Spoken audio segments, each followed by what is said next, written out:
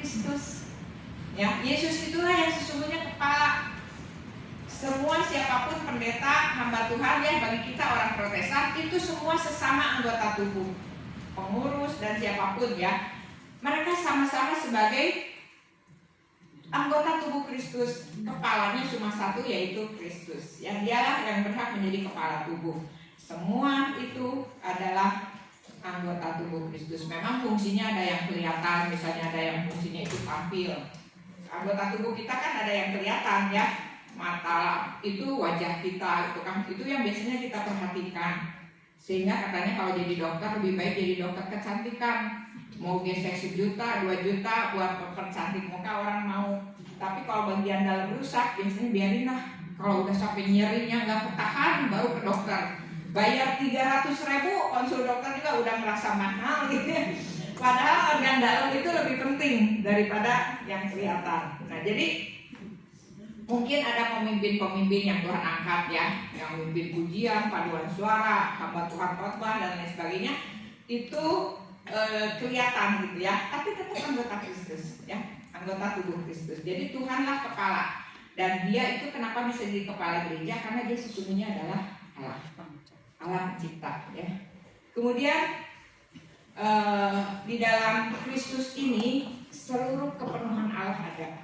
Jadi tadinya kan Allah menciptakan langit dan bumi.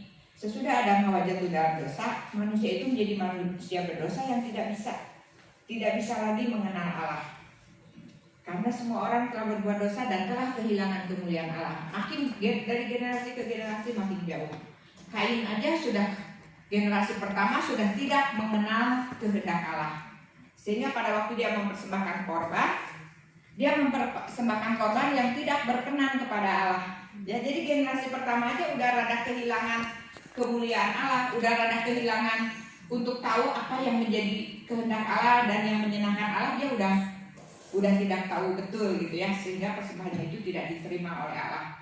Apalagi generasi ke kita sudah semakin kehilangan kemuliaan Allah, sudah kehilangan gambar kemuliaan Allah. Tetapi puji Tuhan, karena Allah menjelma jadi manusia, ya, memberitahukan ini loh Allah pencipta itu, suci, kudus, penuh kasih, penuh kuasa, bisa meneduhkan angin ribut, menyembuhkan orang buta, orang timpang yang secara medis udah nggak mungkin bisa sembuh gitu ya, bahkan sampai membangkitkan orang mati. Jadi Kristus itu sepenuhnya gambar cetakan Allah yang diproklamasikan di bumi supaya manusia kembali mengenal Allah penciptanya gitu ya. Nah kemudian ini yang dikasih merah, buat apa dia datang ke dalam dunia ya? Dia memperdamaikan segala sesuatu dengan dirinya, baik yang di surga maupun di bumi. Didamaikannya dengan apa? Bukan dengan barang murah ya, tapi dengan pengorbanan darahnya di kayu salib. Ya, jadi kenapa Tuhan datang ke dunia dan harus mati di kayu salib?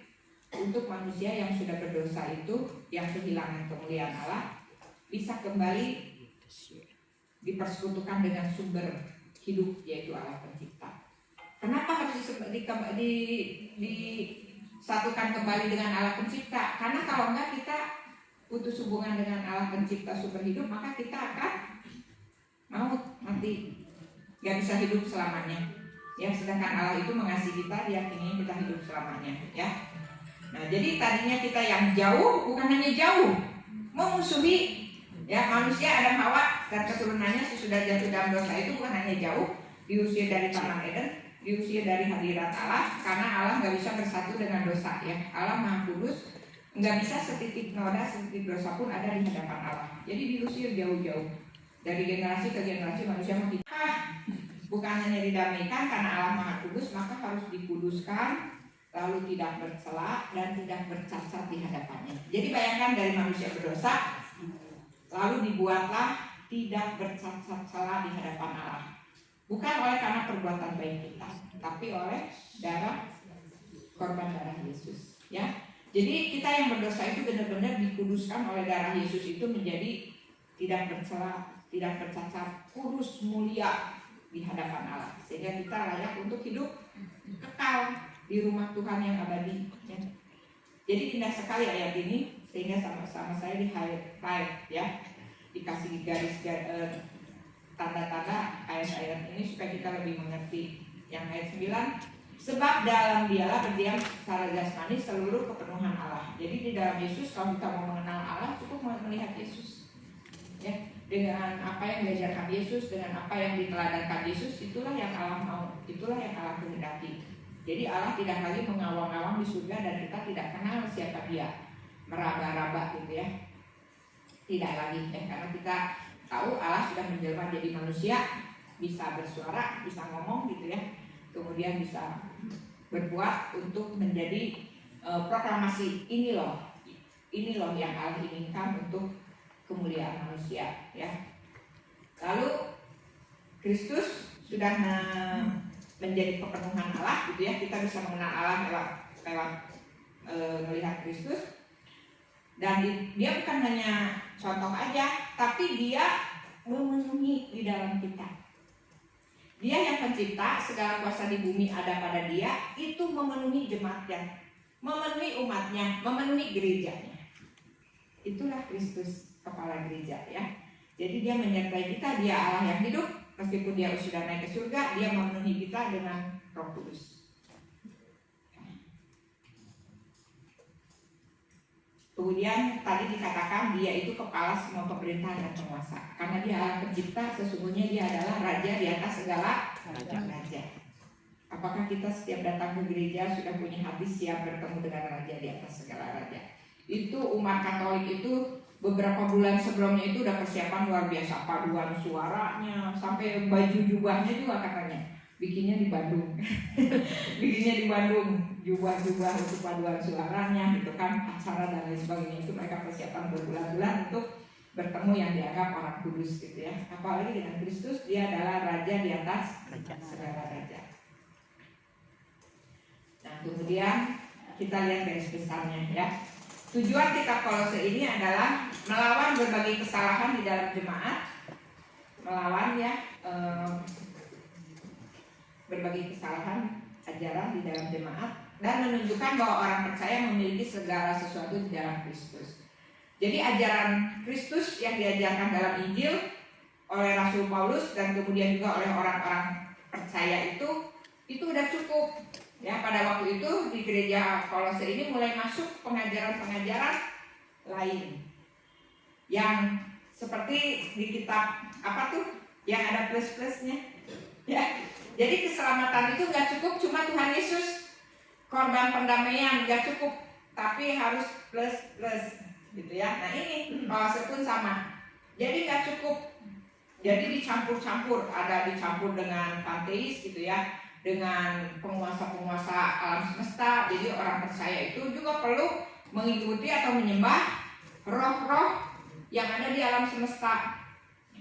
Kita di sini kan sekarang di Bandung ini lagi udah lama ya, ada Tai Chi, ada sekarang di Tian Kung apa sih kan? Ya kalau olahraganya sih boleh gitu ya, tapi kalau misalnya sampai ada unsur kepercayaan terhadap sesuatu kuasa di alam semesta gitu kan, nah itu jangan gitu ya. Kalau cuma untuk kesehatannya boleh. Penulisnya siapa? Rasul Paulus ya, yang menulisnya Rasul Paulus. Pembaca dan waktu penulisan. Pembaca mula-mulanya itu jemaat Kolose. Kolose ini ada di Asia Kecil, dekat dengan Laodikia, dekat Aristarchus, Markus dan Epafras. Ini ada ditulis di dalam kitab Kolose ya, tokoh-tokoh ini. Kok Filemon juga ya, Filemon juga termasuk yang tinggal di kota Kolose. Bahkan dikatakan bahwa gerejanya itu memakai rumah Filemon, ya tempatnya itu Kolose. Kemudian ada juga disinggung Laodikia. Jadi surat ini pun disuruh dibacakan di jemaat gereja Laodikia. Ciri khusus daripada kitab Kolose ini digambarkan memiliki Kristus itu digambarkan memiliki supremasi, artinya dia itu mutlak, kuasanya mutlak sebagai Allah pencipta yang mendamaikan, menyelamatkan umatnya sehingga dia layak menjadi kepala gereja. Dan semua orang dari berbagai bangsa itu dipanggil untuk menjadi tubuh Kristus di bumi, ya. Berperan sebagai tubuh Kristus yang dipenuhi sepenuhnya oleh kuasa di surga dan di bumi dari Kristus, ya. Jadi kuasa Kristus itu memenuhi semua orang percaya yang mau percaya kepada Injil, ya. Jadi segala kebutuhan apapun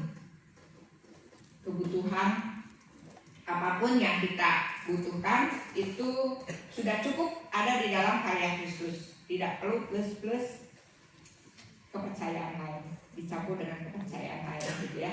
Jadi kalau udah jadi orang percaya Injil, pengikut Kristus, kita nggak usah lagi tambah lagi kepercayaan lain. Rasanya kurang, harus ditambah ini, ditambah itu, gitu ya.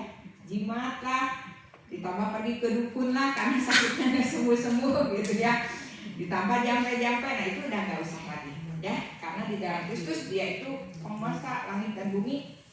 Kalau misalnya tidak terjawab masalah kita, penyakit kita, nggak ada pertolongan lain. Kita harus benar-benar mempercayakan hanya kepada dia, gitu ya.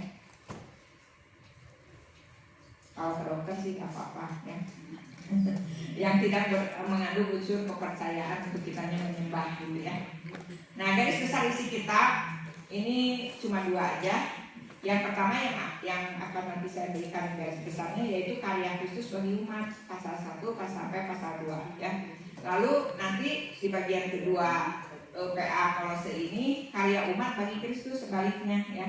Jadi yang 2 pasal pertama itu berbicara tentang apa yang sudah dilakukan Kristus bagi umat. Nah sekarang di bagian kedua nanti itu apa yang dilakukan umat untuk Kristus, gitu. Pasal 3 sampai pasal 4.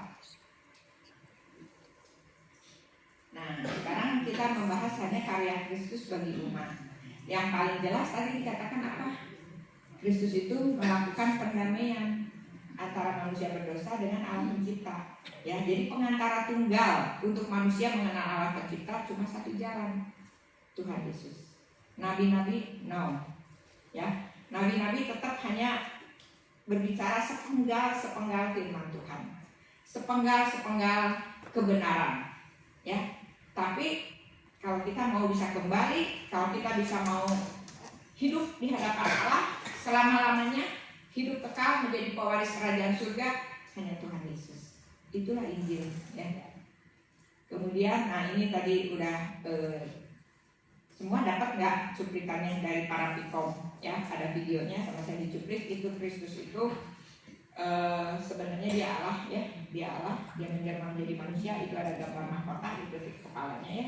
Dia itu raja sebenarnya, raja di atas segala raja. Kemudian ya, mereka rela melakukan itu, dan pada waktu mereka melakukan pemberitaan itu, meskipun mereka menderita disiksa oleh manusia yang menolak, tapi Kristus menyertai mereka. Mereka melewatinya bukan dengan kekuatan sendiri, tetapi dengan kekuatan Allah, ya. Sehingga Paulus katakan, cukuplah kasih karunia, segala perkara dapat kutanggung di dalam Dia, ya. Dia punya kuasa Kristus di dalam dirinya, kuasa surga di bumi. Dia nggak pernah putus asa, ya. Dia katakan dia boleh naik kapal, mau karam dan lain sebagainya, tapi dia nggak pernah putus asa, ya. Nah nanti sharingkan apa yang Anda tahu dan